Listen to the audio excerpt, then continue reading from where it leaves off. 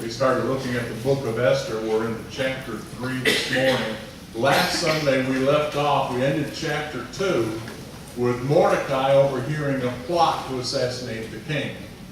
Mordecai decided that he would tell, Esther decided she would tell the king, and there was they investigated to see if the plot was indeed true. They found out that it was, and those two would-be assassins were killed, and that's where we ended. What I didn't tell you last Sunday is it could have been a very different story. If they investigated it and they found out it was not true. Maybe those two guys were just talking, lofty ideas, didn't have any real intent. Then it wasn't an actual plot. Or what if there was no evidence to verify Mordecai's report? What would have happened was Mordecai and Esther would have been killed because they lied to the king. And there was great risk that Mordecai and Esther took in revealing the assassination attempt to the king. You know, sometimes we are faced with these kind of things. We see chapter 2 ending on a high note, but chapter 3 continues this same kind of theme. What do you say? What do you do? We all know that sometimes we're put in situations where we're forced to say something, forced to do something, but most of the time I think we land firmly on the square of the safe place of doing absolutely nothing. Telling ourselves that it's none of our business. Don't we? We don't know all the facts. We don't know the backstory. We don't know. There's probably someone better qualified to speak to this. There's probably someone who knows this person better than we do. The best thing for me to do is just keep it to myself. Now, the dilemma that we have is how long do we stay in our safe place? How long do we remain in that position of I'm not going to speak up, I'm not going to do anything about it? Where will it end? What will it take for us to actually do something to move off of our safe place? Is it someone attacking our spouse verbally or physically, or criticizing our children, or is it someone who belittles our faith? What is it that makes us say enough's enough? Most of the time the battles you and I experience are not battles that are fought with guns and tanks. The battles that we face are battles that are decisions and words. We need to determine if we're going to face life with courage or with fear. And so a lot of times we think it's just better to just take the path of least resistance and not cause any waves and make everything hunky-dory. But you know what? We don't live in a hunky-dory world. And as Christians, we're going to be forced and compelled to make a stand if we choose to be a courageous person like Mordecai and like Esther. So we're going to turn our attention to Esther chapter 3. I want to start with the first 5 verses of this chapter.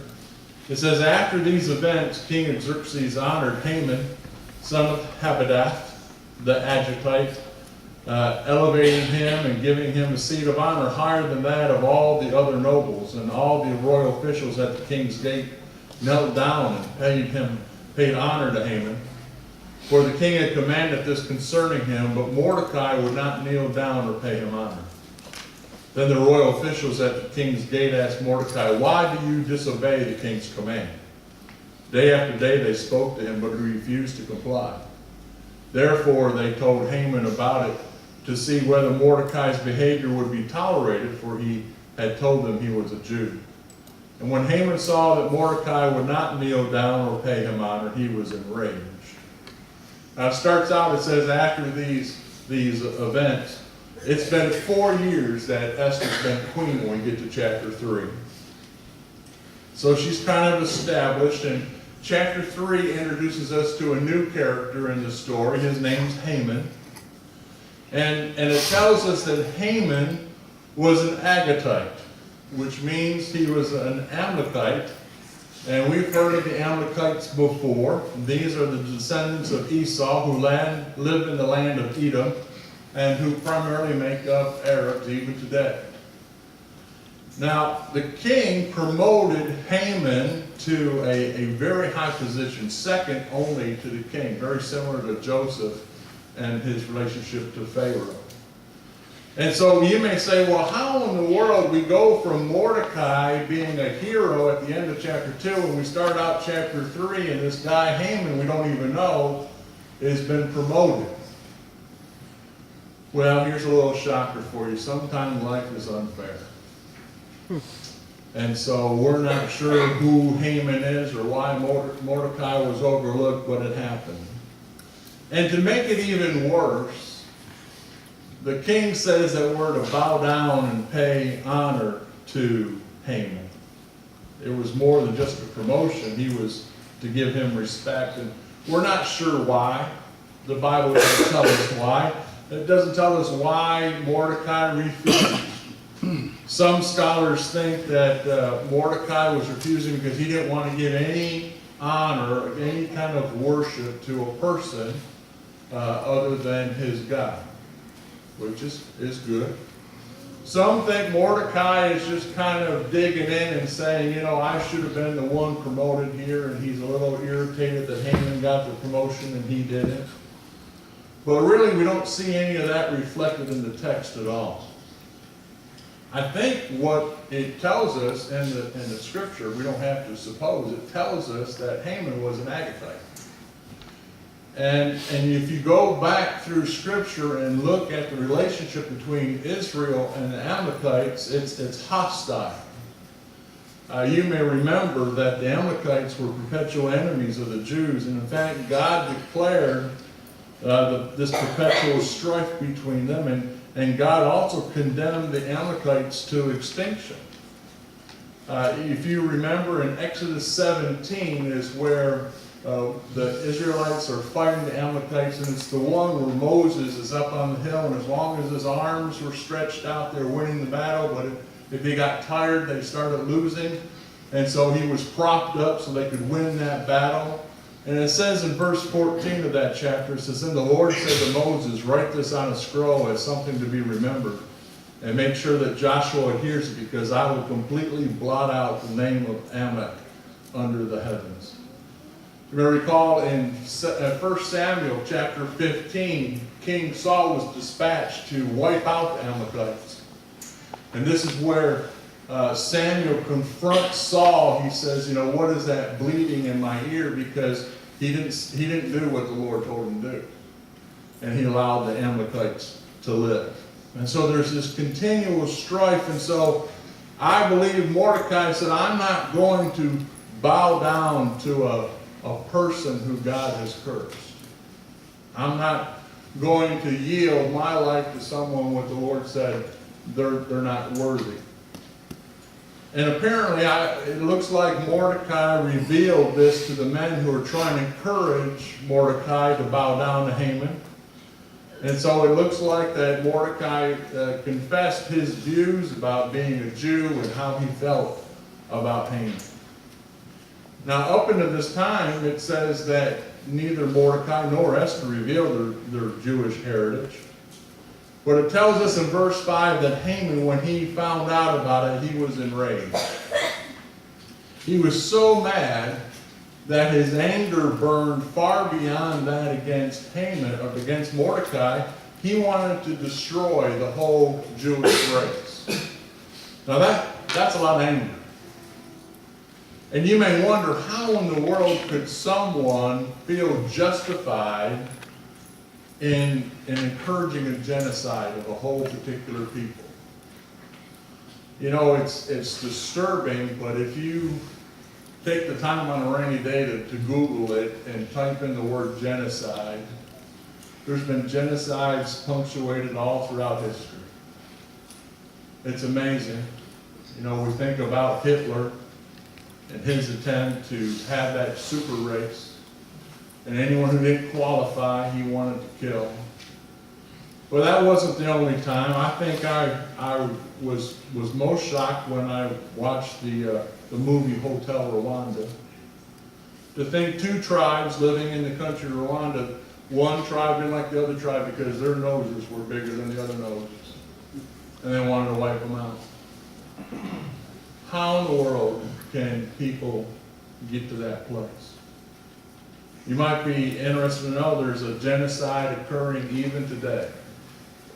Since 2003 in the Sudan, and despite the best efforts of our country, the UN, and other agencies, there's a killing of the people in Darfur.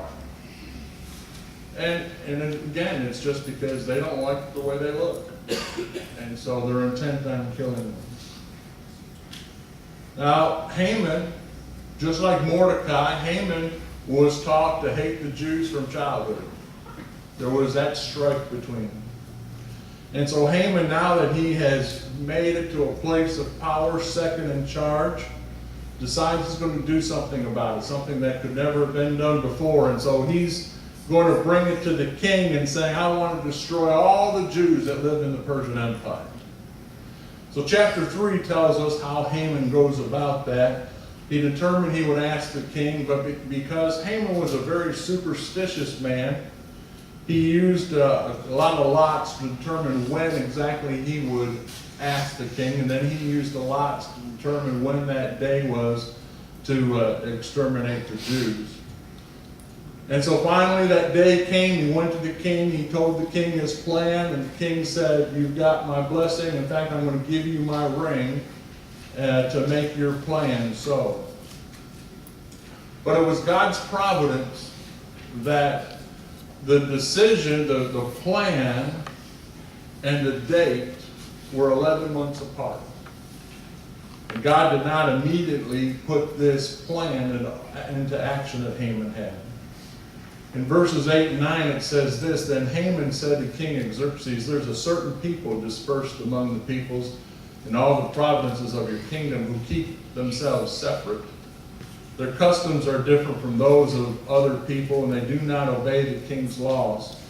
It's not in the king's best interest to tolerate them. If it pleases the king, let a decree be issued to destroy them, and I will give 10,000 talents of silver to the king's administrators for the royal treasure. Now, I want you to see the reasons Haman gives to the king for why the Jews need to be exterminated. First, he says their laws are different than our laws. That's not true. There's nothing saying that they're not following the rules. The only thing we know is Mordecai is not bowing down to Haman. He then says they do not observe the king's command. That also is not true. It also says that it's not in the best interest of the king for them to remain. What's the proof of that? Were they conspiring to assassinate the king? And if those words didn't weigh heavy in the king's ears, he added the finishing touch. He said, I will pay you 10,000 talents of silver. Now, for those who want to know exactly how much that is, it is 375 tons of silver. Yeah. So if the first things didn't get your attention, maybe a boxcar load of silver would. That's a lot of money. You know, it's also interesting that Haman never mentions who this people group that he wants to exterminate, who they are. And maybe that's because he knew that the previous kings in the Persian Empire, Cyrus and Darius, they loved the Jews, and they had great decrees favoring the Jews. But we see in verses 10 and 11, it says, So the king took his signet ring from his finger and gave it to Haman, son of Hammedatha, the Agagite, the enemy of the Jews. Keep the money, the king said to Haman, and do with these people as you please. Now when the king gives Haman his signet ring, it is pretty much the king saying, here's a blank check. I've signed the bottom of it. You write this check for whatever you want. Whatever you decree is so, just as I am saying. And so it's amazing. Why did King Xerxes do that? Why did he trust Haman so much? Why did he ask a few more questions like, who is this people group you want to destroy? Why are you wanting to kill them? What's your motivation behind that? But he never asked. And so unknowingly, King Xerxes has now allowed a law to be passed that his beloved queen, Esther, is now going to be killed because he has made this decree so. And we see that the same mail system that was used in chapter 1, so that told every wife to submit to her husband, is now going to tell the whole Persian Empire that if you're a Jew, you're going to be killed. In verse 13 it says, dispatches were sent by couriers to all the king's provinces with the order to destroy, kill, and annihilate all the Jews, young and old, women and children, on a single day, the 13th day of the 12th month, the month of Adar, and to plunder their goods.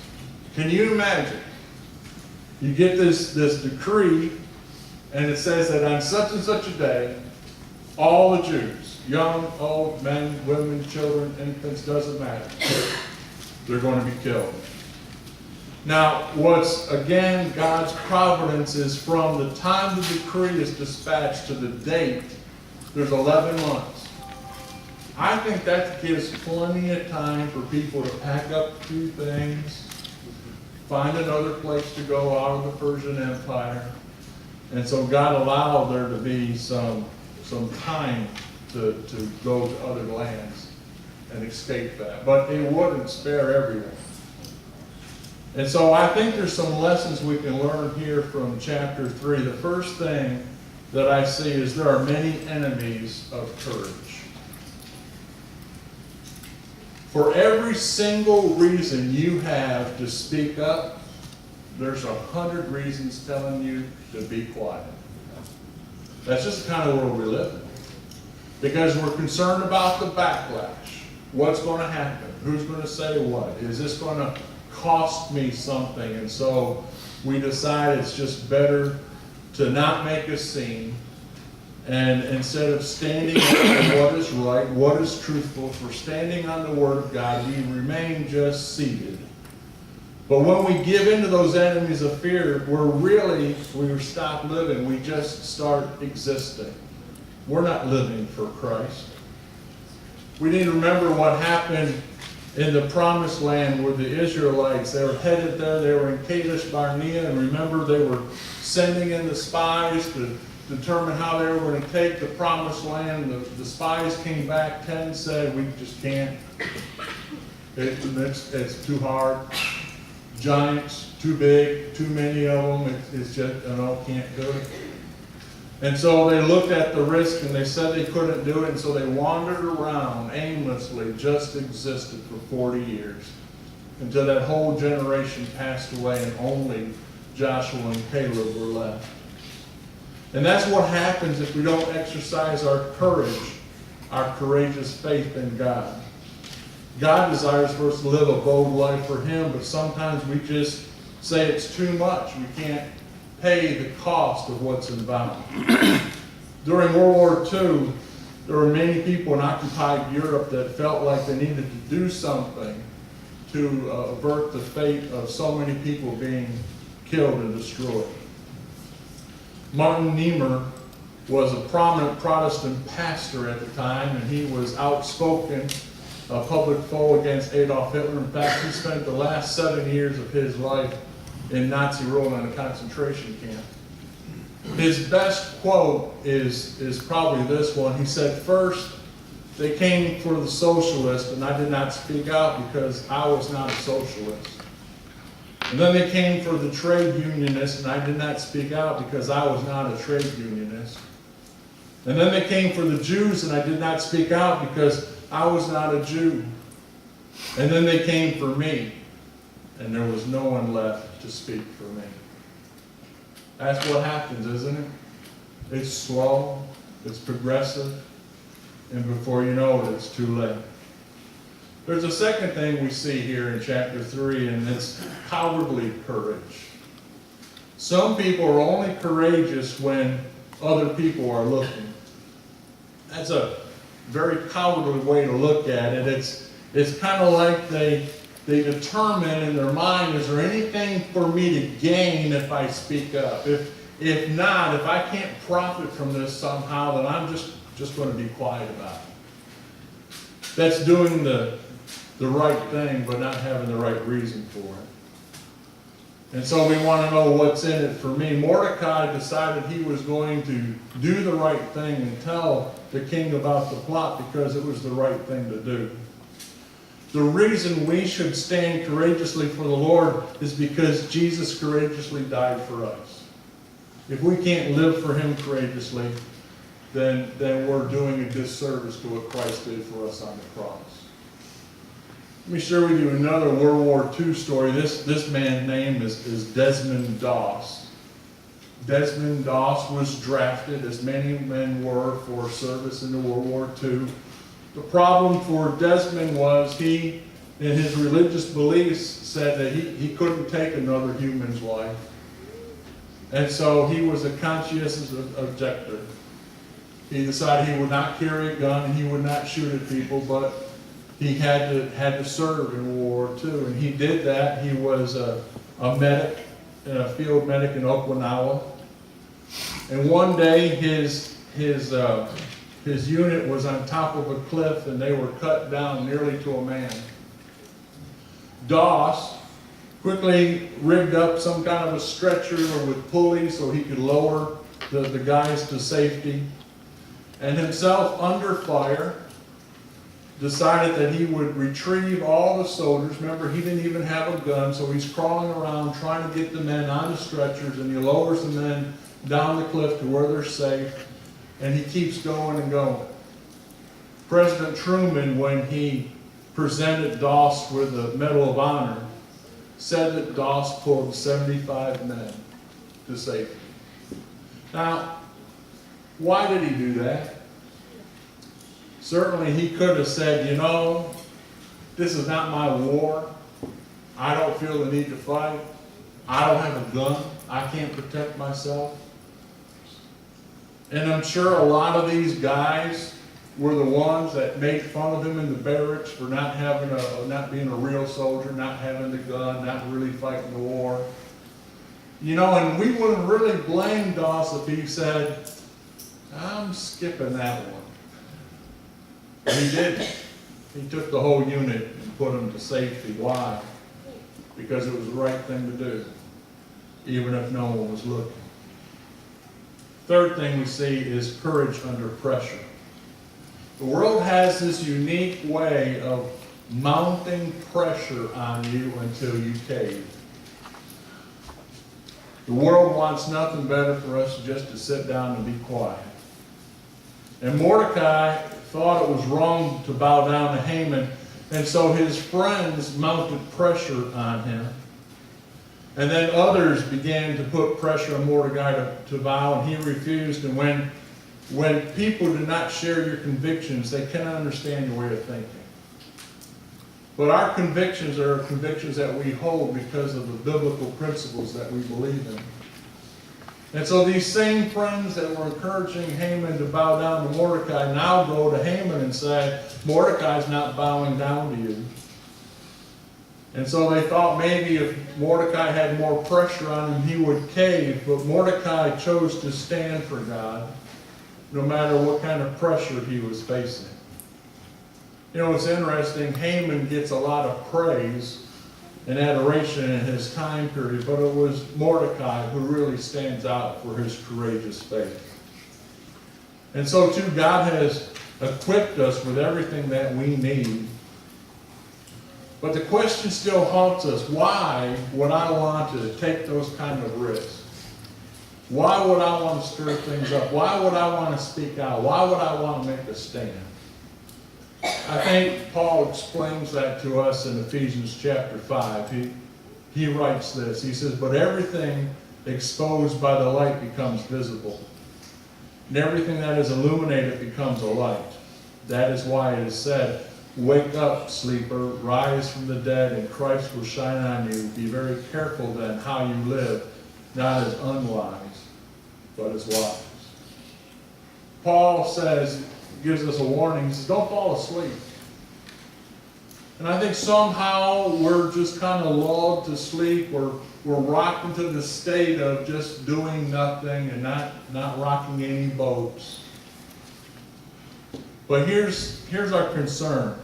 We certainly need to be concerned about the world getting worse. But I think what is even more alarming today is not how dark the world is getting, but it's how used we are to getting used to the darkness.